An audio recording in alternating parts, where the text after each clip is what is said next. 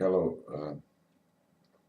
This is, in fact, I'm starting the last remark on business immorality and corporate social irresponsibility. And this remark I would like to end. I would like to make the end of the series of previous 12 remarks in the way that, first of all, I would like to summarize the whole idea and perhaps make some notes concerning some of particular topics that I made in previous remarks. And also I would like to make some general conclusions and recommendations toward our understanding of corporate social responsibility based on these remarks concerning corporate social irresponsibility, and some conclusions about business morality or business ethics based on in the same way based on previous remarks concerning business immorality. Well, that will be the content of first part of my remark, and there is also a second part, and these two parts are in relation of importance, and one is of utmost importance, and the other is completely irrelevant. Well, first I will start with this part, as I explained, which is, in my humble opinion, quite irrelevant, yet technically necessary. Now, did we learn something from these remarks? Did they served us as kind of impulse toward, as I said in the first remark, toward at least changing a perspective, changing a point of view, changing an aspect toward corporate social irresponsibility, and further on corporate social responsibility? Well, yes, perhaps. I'm not sure. I'm not sure at all. However, I would like to make some, as I said, some remarks on some topics that I didn't made, because they then somebody else perhaps could make them and can make them in the future, and then perhaps we could have a more complete picture or image of CSI, and perhaps if these two concepts are in such logical relation of CSR as well. Now, I didn't make any kind of remark, at least not in terms of a topic, concerning a series of issues that are of some importance. Yet I don't have to say anything relevant about them, at least in terms that what I would say that it would be of any kind of some new idea, or at least a new direction towards some new argument, some objection, further conceptual analysis, or results of some kind of quantitative research, etc., and similar, and so on and so forth. Therefore, I didn't make such remarks. Now, what kind of which topics are such? First of all, topics covering business ethics and corporate social responsibility of, say, auditing, accounting, banking, the whole finance sector. I didn't make such remarks. Well, with my colleagues, I wrote few mostly review papers, and we did some explications there, and hinted some directions toward perhaps few possible interesting CSI topics. However, this wasn't the point with such papers, which were mostly conceptual concerning the method and historical, and perhaps summarizing written in summarizing fashion concerning summaries of already formulated and presented arguments, pros and cons toward particular issues in say in banking, in finance, in accounting, in auditing, etc., and similar. Okay, now this is one thing that I didn't do. Another thing that I didn't do is I didn't enter in a series of important issues concerning business ethics of spheres of management and marketing. Concerning management, I just mentioned a few ideas, and I stressed almost exclusively, I stressed some elements of criticism of leadership and possible direction in which we should try to, or it will be fruitful and interesting and fun perhaps to investigate, to research some aspects of CSI of leadership, especially in particular cases, particular leaders in particular corporations.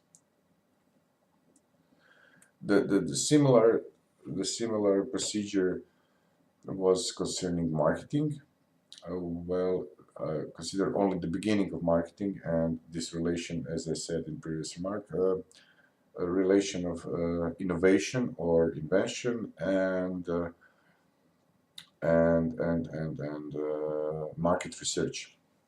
Now let me turn to the management. I forgot something. I have something to say, to add. This is also the issue of employee irresponsibility was mentioned as some kind of element that should be emphasized, because it's present, it's relevant, it's important, no matter if it is quantitatively a small amount or from the point of view of power. Employee responsibility is not so relevant as employer responsibility, no matter if it is a question of any kind of level of management or some particular leaders in companies or similar. Okay.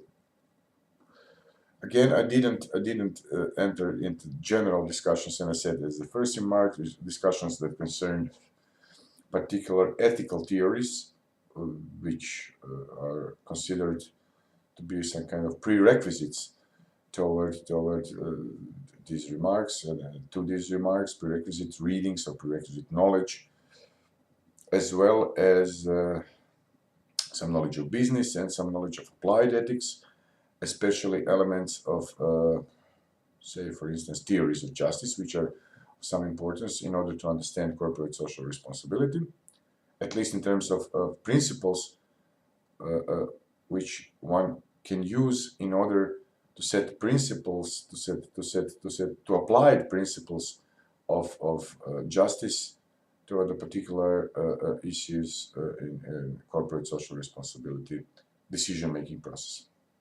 Okay.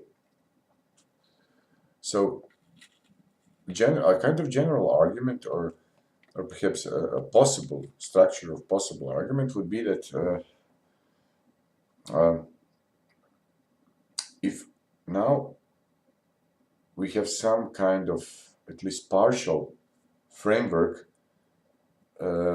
of criticism or a set of a series of examples of CSI, perhaps now we can try to see, to change perspective, to change an aspect, to change a viewpoint on CSR as well.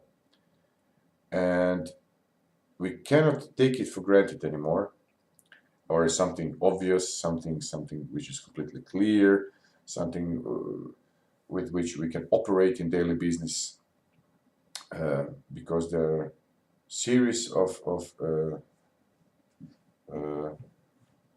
examples, at least, perhaps series of important cases or typical cases, paradigmatic cases or paradigms, in fact, in business ethics and corporate social business immorality and corporate social irresponsibility that should or could and perhaps should force us to reconsider, to redescribe and our basic concepts of business ethics and corporate social responsibility, and to rethink our decision-making models, ideas of ethical codes and similar principles of sustainability and similar principles.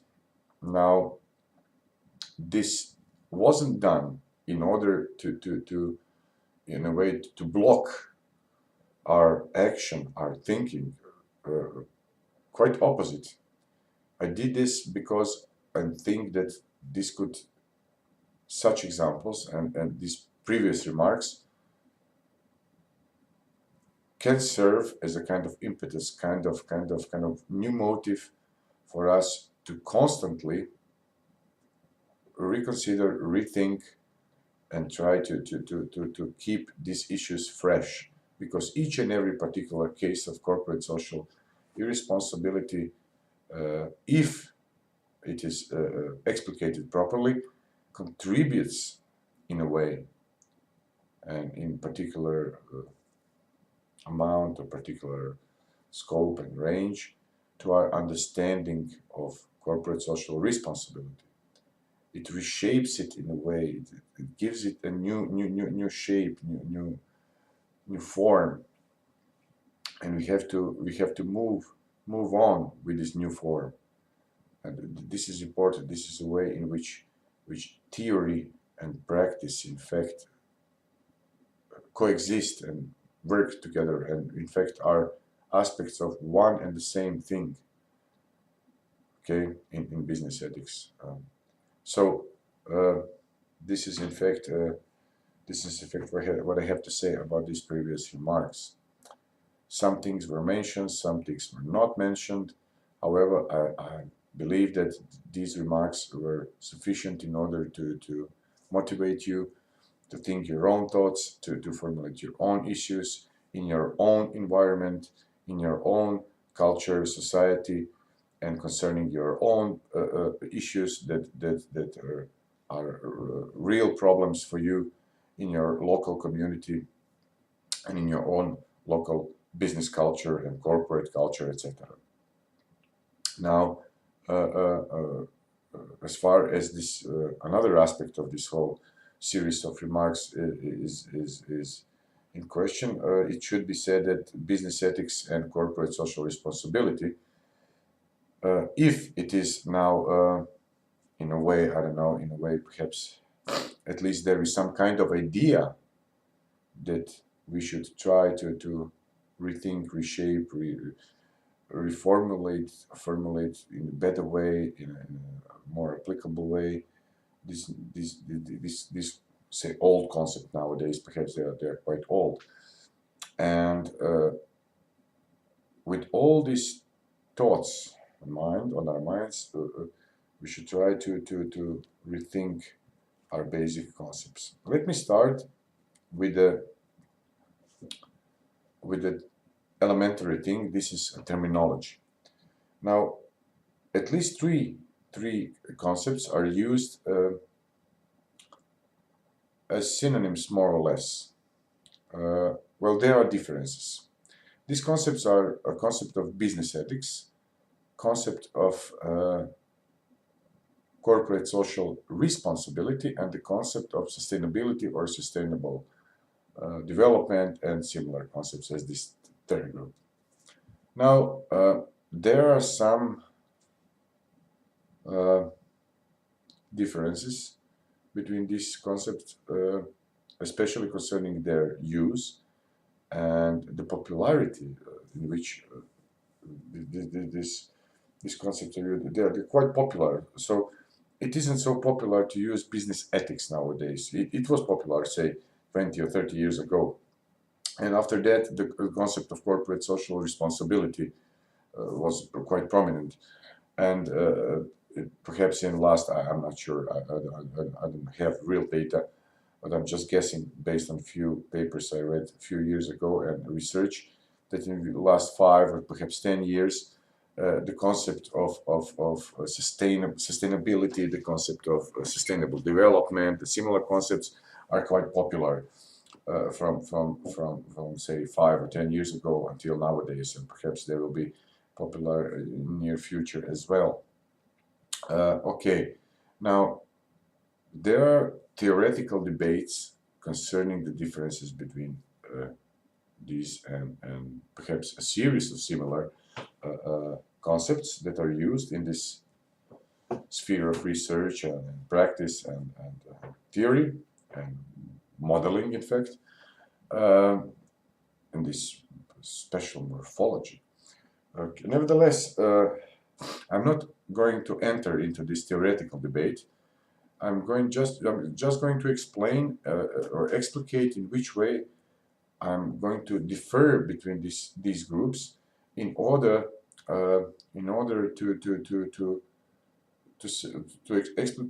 to show the practical value of a particular difference or distinction between these concepts or groups of concepts. First of all, business ethics.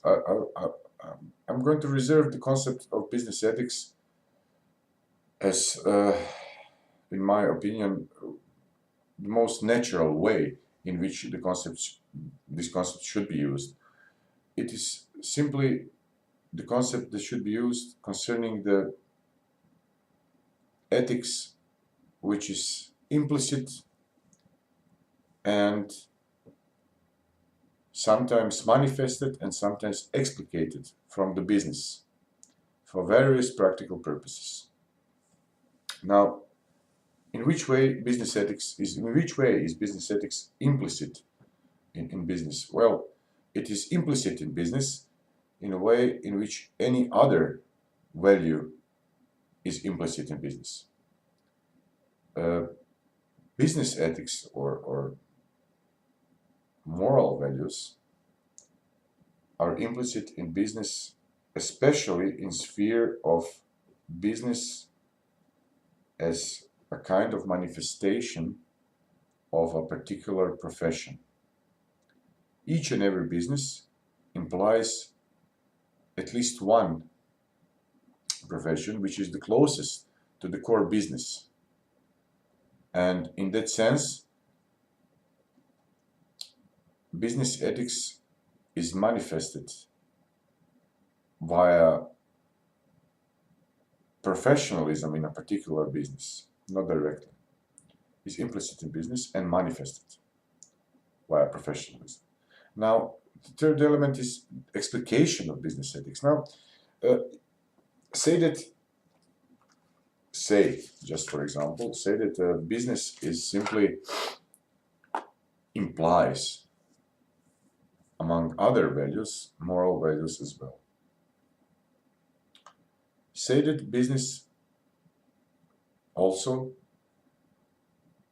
manifests such values via its professions which are the closest to the core business. Core business.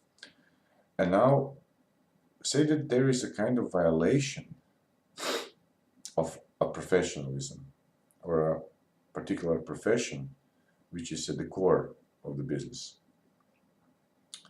Now, how do we know that this is a violation?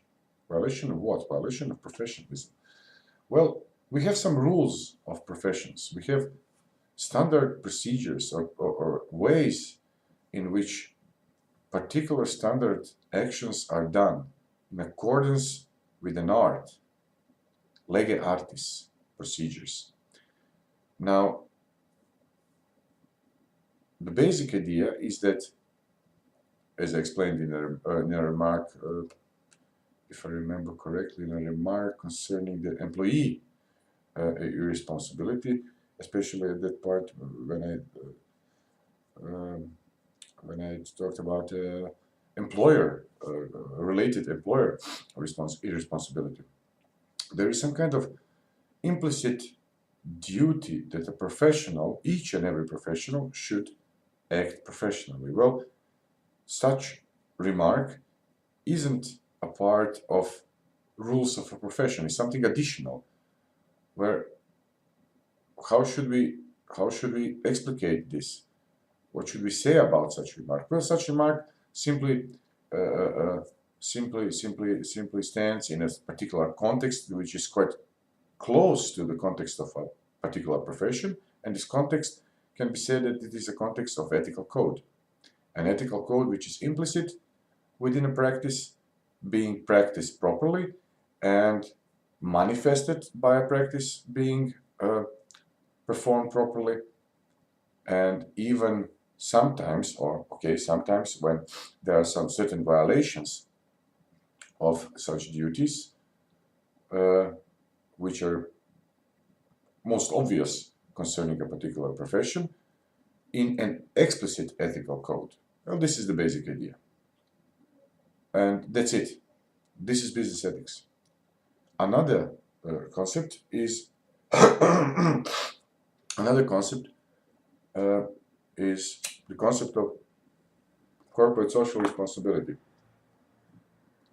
But corporate social responsibility is also has these two modes or ways of existence within a business.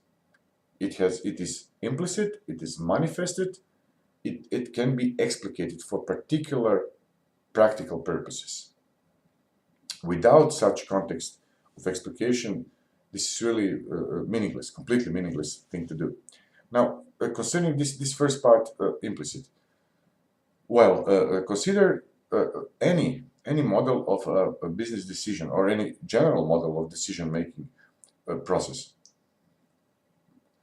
Well, any such model, no matter how many stages, how many steps, how many keys, I don't know what, in order to unlock the doors of perfect decision and this and that, this is complete bullshit, has to have at least three groups of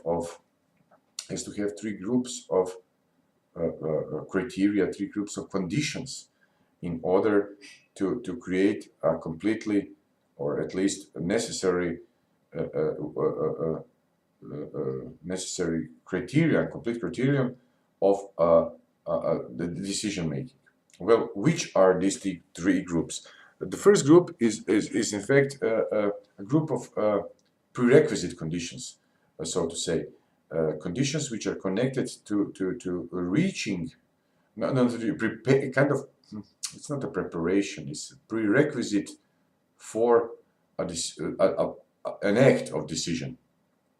Now, in this first group, the first step, say, could be some kind of one or a group of people, of stakeholders should simply try to identify the issue, the challenge, the problem. Well, this is important condition because we often like to replace our real problems with the fictive one, or the hard ones with easy ones, and then we solve the easy problem, and the hard problem is still present, and we rationalize it, and we don't want to have anything to do with it, and we justify and rationalize our decision by referring to this easy problem that we solved. Now, the real problem should be identified and described. This is perhaps the first step and quite important, because if you define a wrong problem or some kind of easy problem which is connected to the real one, then there is no point in reaching a decision, in applying the decision in any other further step of a decision-making process. There is no sense. Now, after defining a problem, okay, there is obvious need of trying to find a solution. Now, how many solutions are there?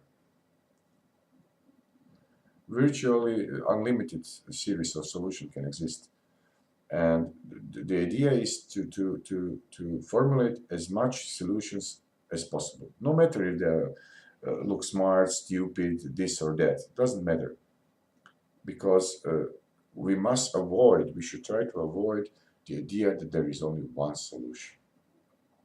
especially in case when a person in charge or officer in charge has such solution. This is completely crazy, you know.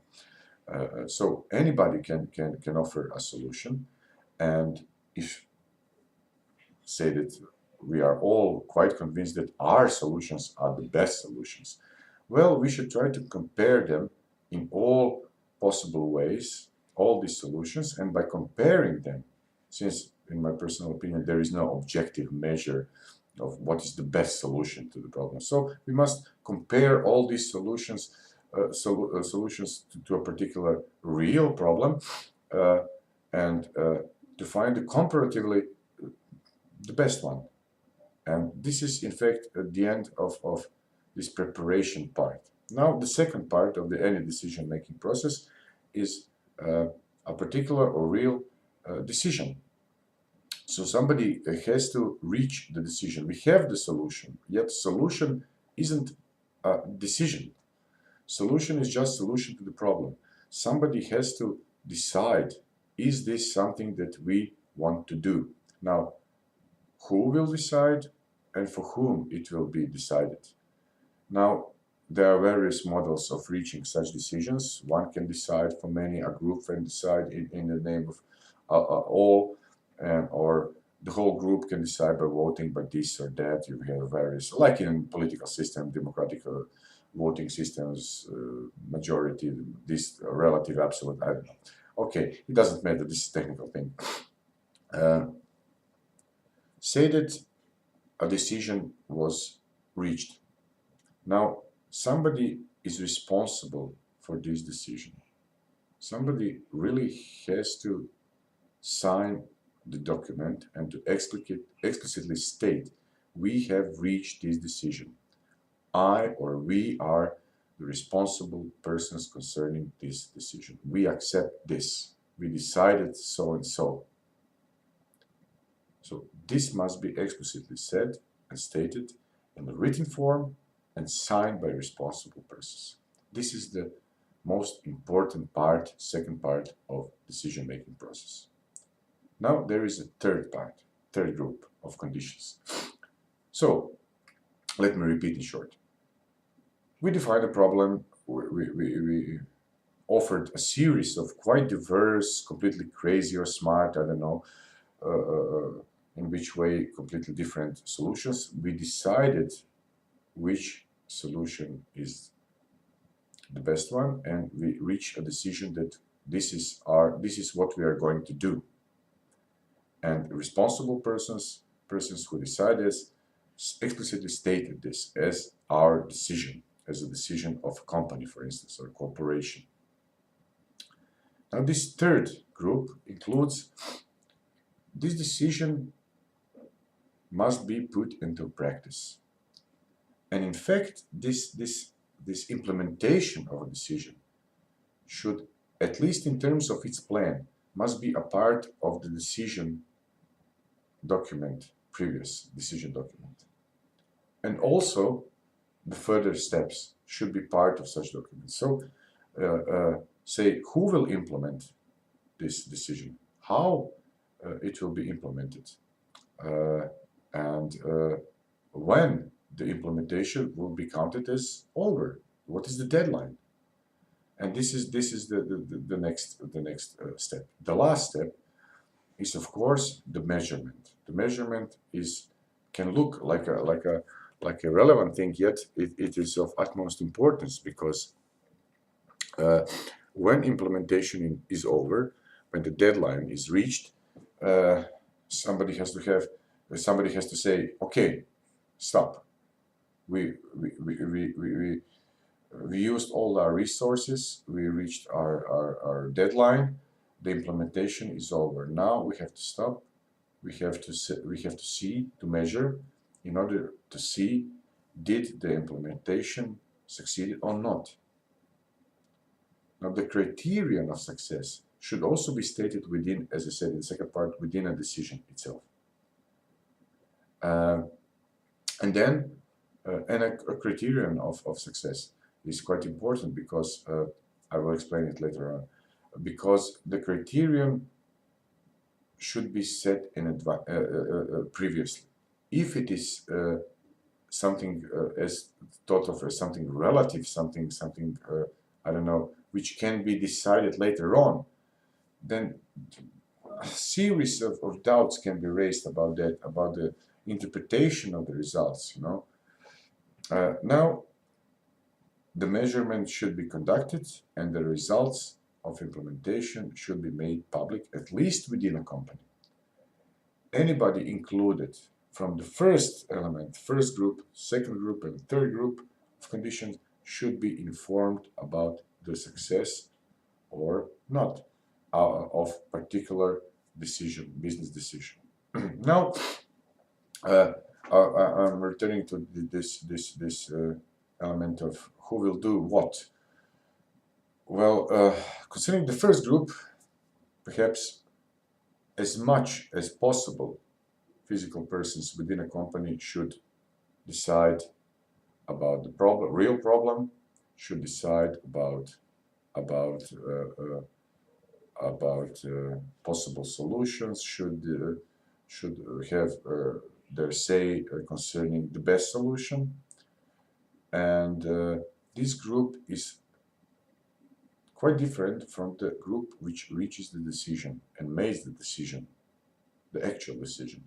Well, this is perhaps the job for the management and the responsibility of the management. Now, concerning the third group, the implementation of a decision should be conducted by a completely different group of people, which are not included in previous steps. And finally, measurement of the implementation should be done by a special group in order to bypass any kind of improper influence on these procedures, and in order to have at least, let's say, intersubjectively correct results. So this is it concerning the technical elements of principle, general elements of decision-making process or model. Now, what this has to do with corporate social responsibility? Well, these decisions, business decisions, are by all means rational in economic and business sense. So they try to contribute to success of a business in financial terms or otherwise. In some businesses, for instance, the success can be counted in a reputation, primarily, and further on, or indirectly in terms of profit. In some, the profit comes first. Okay, there are various spheres of business or business sectors. Now, besides this element of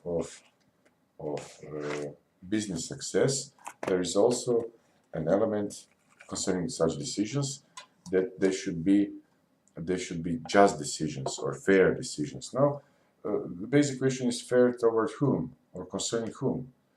Well,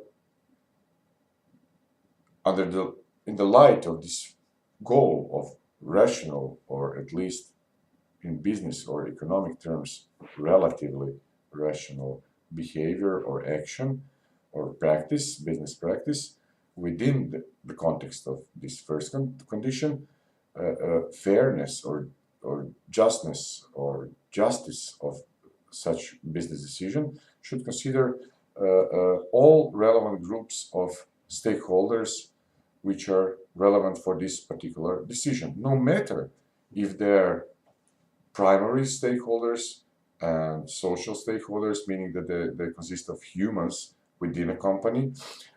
Sometimes they must include secondary social stakeholders, which are human groups outside of companies, say local communities, say customers, buyers, I don't know, state or something, government, media, etc., etc.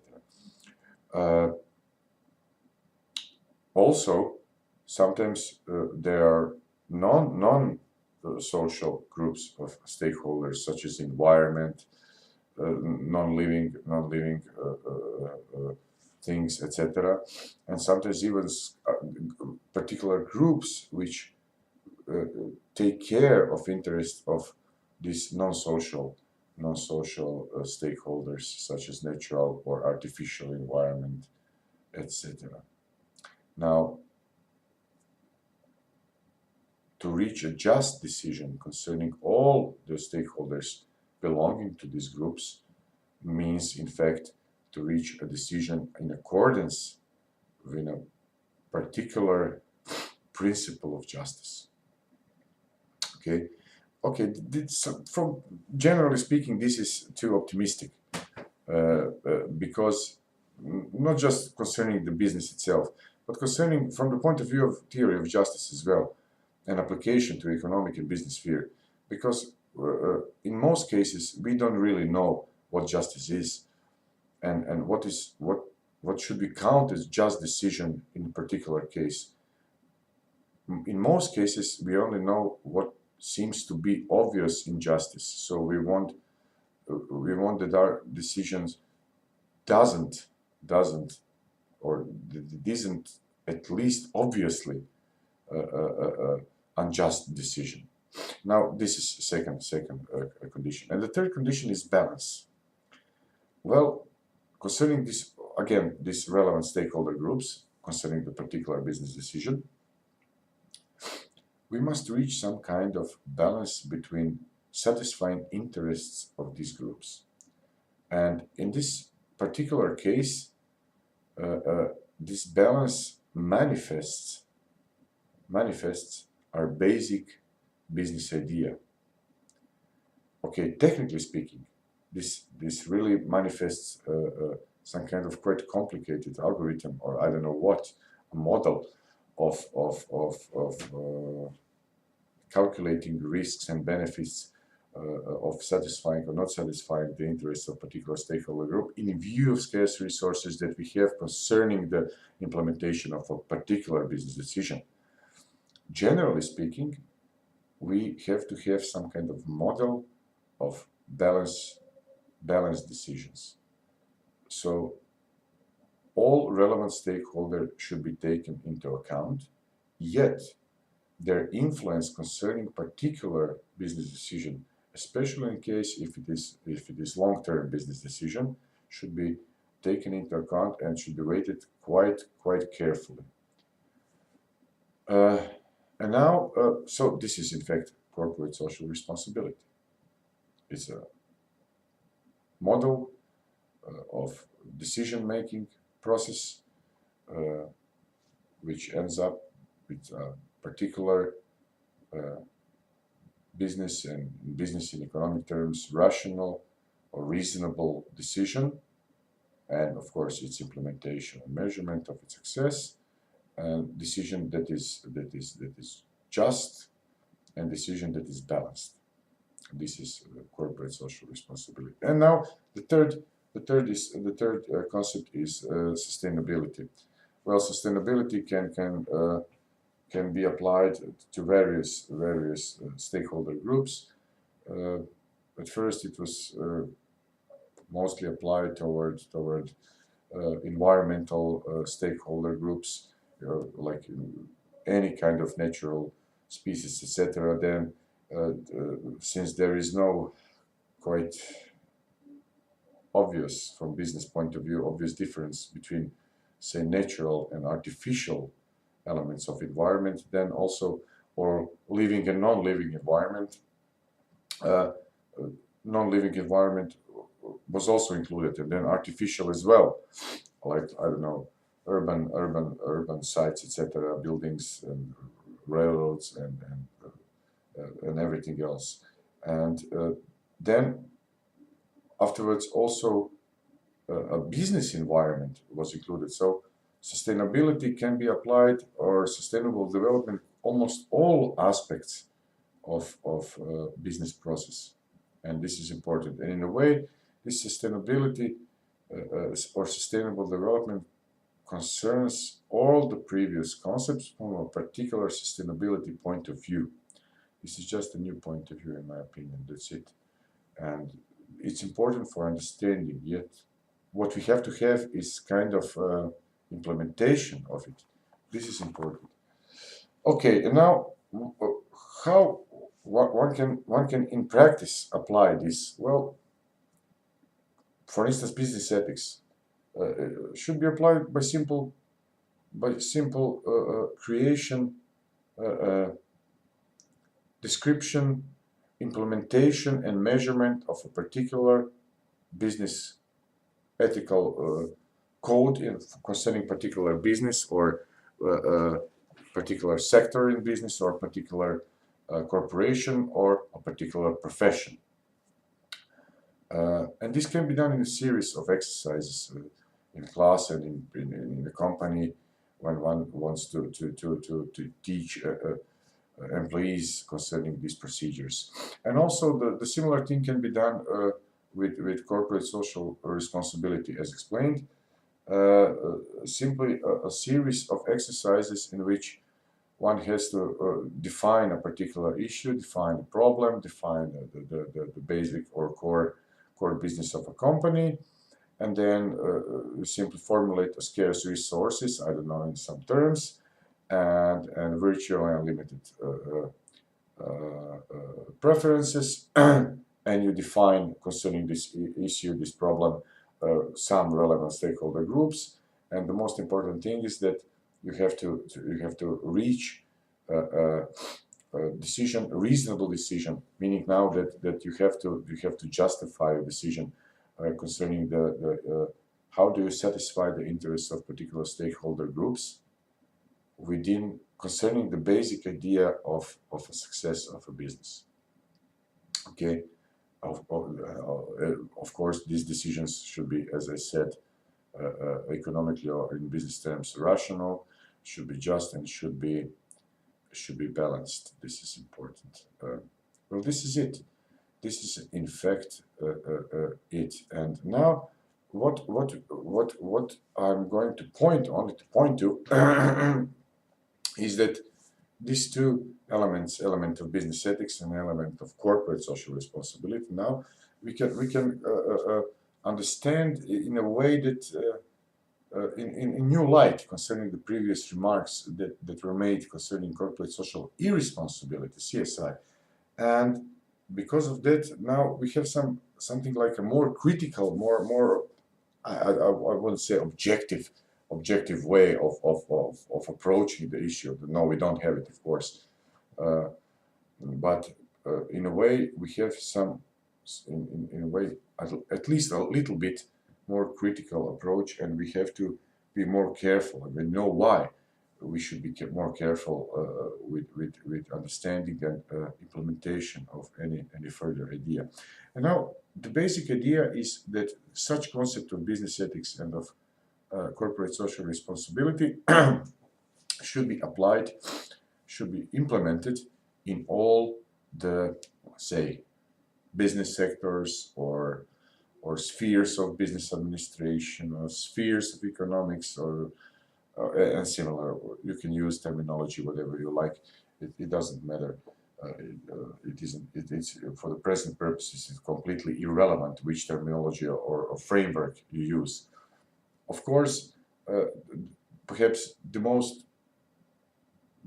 compatible framework concerning the previous explication of business ethics and CSR would be that one should start from a core business, describing the core business, describing the basic idea of a product or a service, which would be the goal of the core business. And in accordance, one should describe professions and job descriptions and workplaces that are needed in order to reach such particular process, to reach this final step in terms of particular product or particular service. This is important. And then, of course, it should be applied to all relevant spheres. For instance, it should be applied to business plan, to marketing plan, to innovation, to invention, then to management, then to other elements of marketing, then to finance, etc., accounting, internal, blah, blah, blah, all elements. And in all these elements, this basic relation of business ethics and CSR relation or dependence in each and every step, dependence of business ethics and corporate social responsibility, dependence on professionalism on core business. So this close gives, in a way, at least some kind of idea that business ethics isn't something, and corporate socialism isn't something which is remote, which is distant, which is unnatural, which is expensive, or which is a question of self-advertising, etc. I mean, of a company itself as a legal person, not of its product or its service. And the idea that business ethics and CSR, ethics and CSR is at the core, or within the core, and with each and every particular action and practice by a company or corporation, business ethics, in appropriate manner, of course, business ethics and CSR should be manifested, and in fact manifest itself. And then this is a good and natural, almost as authentic, or at least not bullshit start of business ethics and CSR. And this was the basic idea. Now, in which way business ethics and CSR should be manifested in a particular aspects of a business, in marketing aspect, in management aspect, in, I don't know, financial aspect, accounting aspect, etc., in planning aspect, and strategic aspect, in operating aspects, etc., etc., etc. Well, it depends on a business on one hand, and on the other hand, it depends on particular principles and standard practices within the spheres of business, say within marketing or within management or human resource management, and I don't know what else is of importance for concerning the particular business. And then we have some kind of natural, it's not natural, of course, it seems natural in a way that it is closely related or interdependent with the core business. So this is important, that we cannot understand core business if we don't understand its business side, but also its ethical and responsibility sides, and vice versa. And because of that, any implementation of this basic, so to say, mixture of core business and business ethics and corporate social responsibility related to it, to all particular steps or spheres or aspects like marketing, like management, like, I don't know, finance, etc. Parts of business also are in a way closely related to the core business. And in that sense, this seems to be natural. Of course, it's not natural in any other way. My use of the word natural is just a metaphor. And in this way, one could also say that this relation, then interdependence, is also authentic. Again, the word authentic expression that there's an authentic business. There is no authentic business, of course. This is completely crazy. But I'm using it again as a metaphor for saying that it is no bullshit. So, in my opinion, to talk about business ethics in any other way, it's in a serious danger of being a complete bullshit talk, and we want to avoid that. We want to escape from this in fact slippery slope argument. No, we want to escape this because this is wrong. And on the other hand,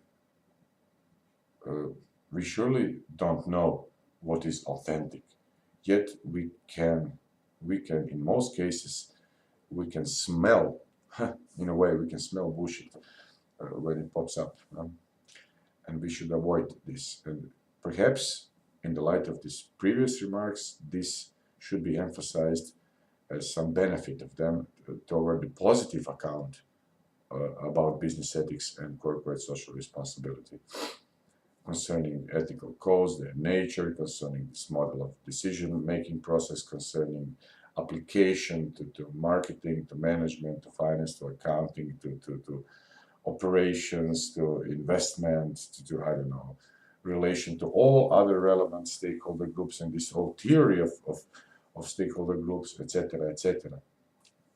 And now let me finish with this last 13 remark. As I said at the beginning, the whole remark consists of two parts.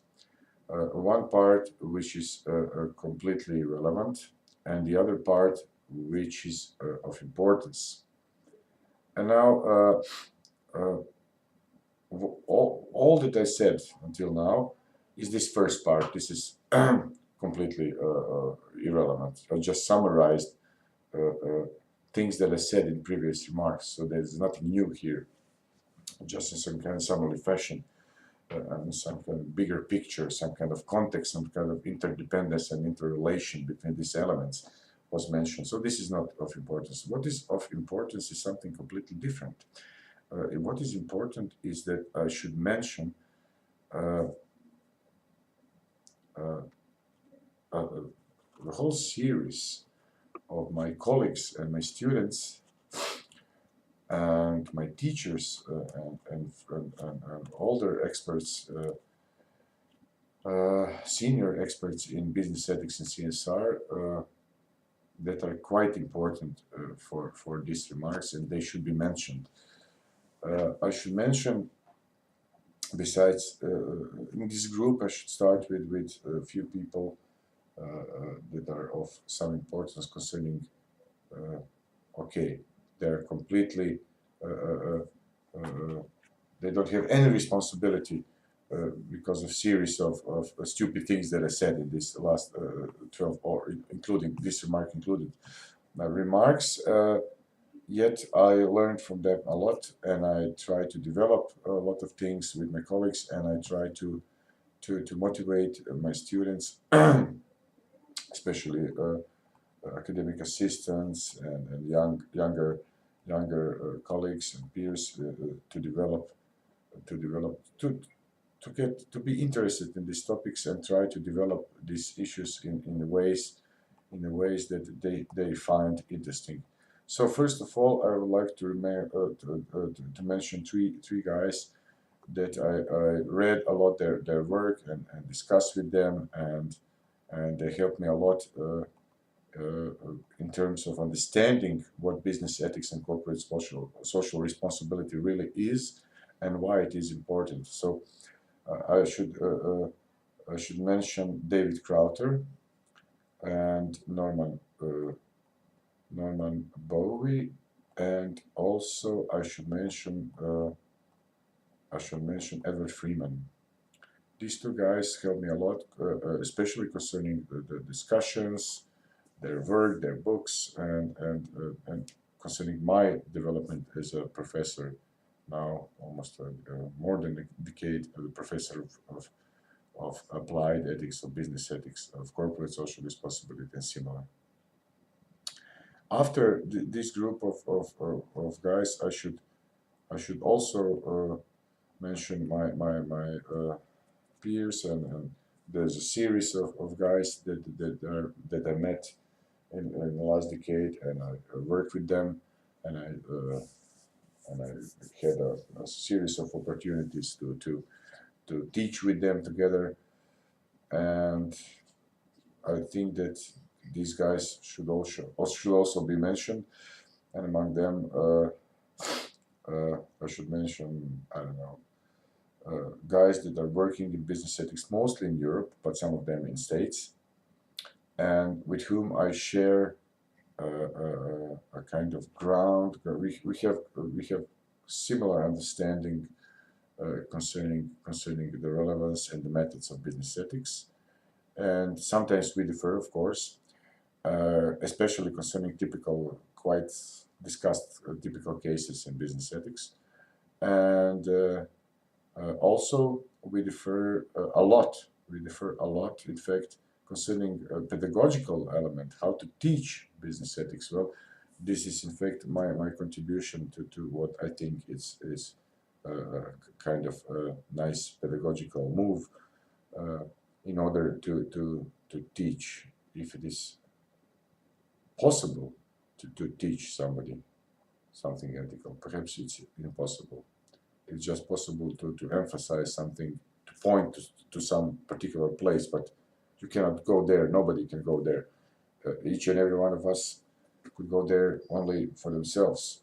Nobody can lead you in a moral life. Everybody, you can lead only yourself. That's it. So there is nothing else to do than to motivate, to give some kind of hint of know that, of know how, to give some kind of motivation, to pass some kind of enthusiasm for these issues. And perhaps this is of importance. Okay. So I should like to mention Ronald Jurisen. I would like to mention Kostro Jadi. I would like to mention Randy Richards. I would like to mention and other guys. Okay. Perhaps now some of them would be offended didn't mention them, but okay.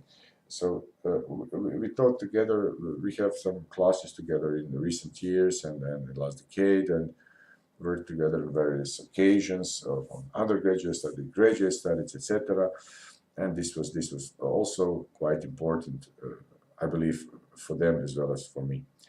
Also, I'd like to mention guys with whom younger members of our community, especially my students and assistants at Zagreb School of Economics and Management, starting with Jelena Debeljak, afterwards Ivan Spajic, after Ivan I would like to mention Borna Jalšinjak and Antonija Ligovski, and my colleague, peer, in fact, Damir Mladic, with whom I also work on these issues and we teach together for years in various colleges and schools, and we share a lot of opinions concerning these issues. However, we completely disagree concerning pedagogical thing, pedagogical aspect of teaching the business ethics and corporate social responsibility. Well, I should thank them all, because in a way these remarks should be viewed as a kind of result of my interaction with them, and I hope that this goes both ways. They also help them to develop into better scientists, at least. Perhaps not better humans. This is impossible to be a better human, but to be a better researcher, to be a better scientist, to be a better ethicist. I don't know what. Perhaps this helped. And also, I would like to mention the generations of my students, and they also, I think that they also learn something on various occasions and in various situations. Undergraduate, graduate, even in doctoral studies, where different schools and universities, where I'm teaching ethics, business ethics, corporate social responsibility, various combinations of this. Okay, and with this, I slowly move to this important remark. And at the present moment, my assistant is Borna Jalšinjak, and I hope that one day he will become a better researcher and a professor of various courses, among which business ethics. I hope business ethics will be also the case than I am. So the second part of this remark is the following. I'm now going to stop talking about this, because I don't have anything relevant to say anymore about this topic, at least as far as my present state of my research is considered. I don't want to bluff. I don't want to bullshit about the issue. Now, I'm simply, at least concerning this previously mentioned development of these topics, I'm simply going to introduce Borna Alšenjak, and the most important part of this remark is the next remark, the 14th remark, or perhaps the first remark made by Borna, and he will explicate the whole issue again in a new light, in a way that he finds appropriate concerning business ethics and corporate social responsibility. Thank you very much.